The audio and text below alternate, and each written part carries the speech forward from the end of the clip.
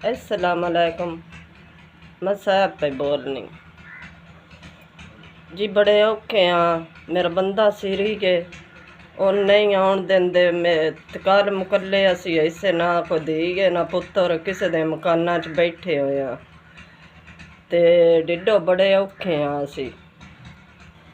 हाँ, जिन्हां ना सीरियां ना खाने देंदे ना लाने देंदे ने। बिल सन पाया हुआ ना बिल असी किसी को मांग के दे भी देने।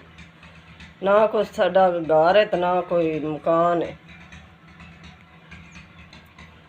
मेरे खावन घर भी नहीं आउन देंदे 8-8 दिनों। ना कोई मरे दी सन सूरत ते ना जीने दी। ना कोई लैन देन करदे, कम लेंदे रहिंदे ते पैसे मंगिए ते साडी बेइज्जती कर छड़दे ने। असी जी टुकरो भी मजबूर होए पाए हाँ।